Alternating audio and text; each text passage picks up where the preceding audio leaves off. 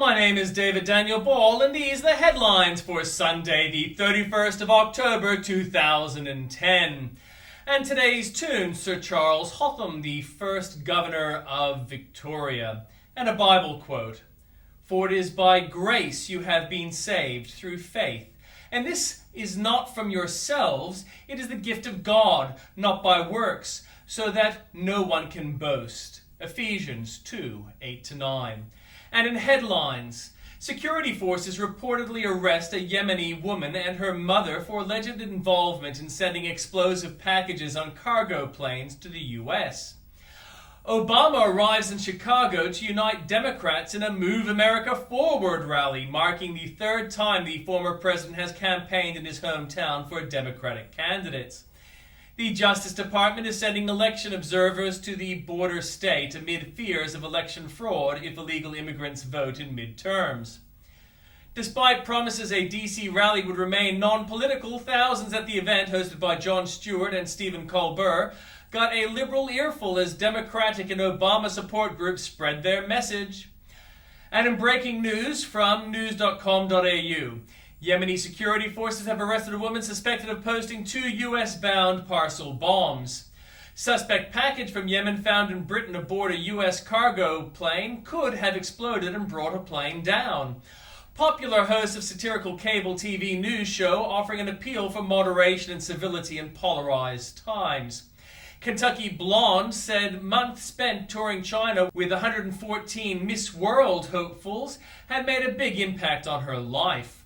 Insurgents have been killed in a failed attack on a NATO combat outpost near the border with Pakistan. From New South Wales and the ACT, strategists are secretly drawing up a 100-day action plan for a new coalition state government.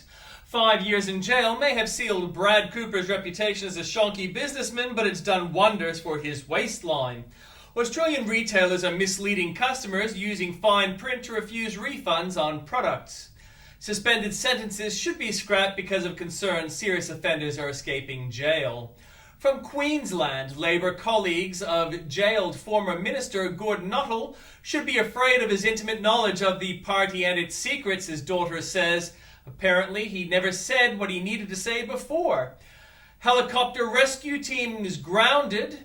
The Queensland Health payroll debacle has sunk to a new low as taxpayers fork out wages to people who do not even work for the organisation. Homeowners caught in the middle as rival real estate agents squabble over who should be paid commissions on property sale.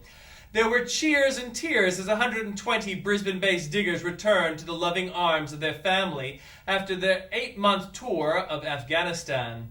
From Victoria, less than 4 weeks out from the state election, Premier John Brumby admits his record on public transport is not good enough. He doesn't actually say why anyone should vote for him, though. Hundreds of motorists who tested positive for drink driving may never stand before a court because of an alleged administrative error.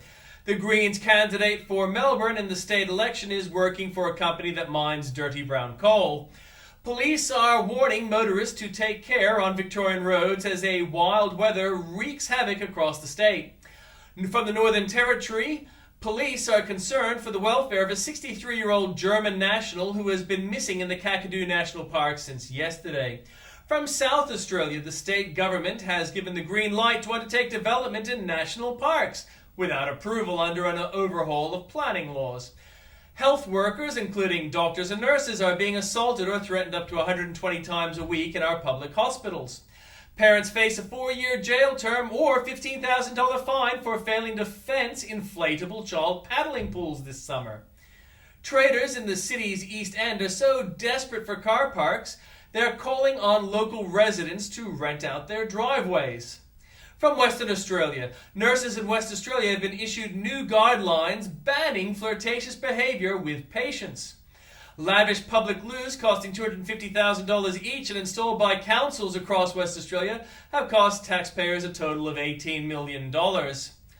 Robots instead of human staff would provide some essential services at West Australia's new Fiona Stanley Hospital under a plan that unions warn could cost hundreds of jobs, but at least they won't flirt with the customers. Police consider employing their own chemists and scientists to analyze drug samples from clandestine laboratories.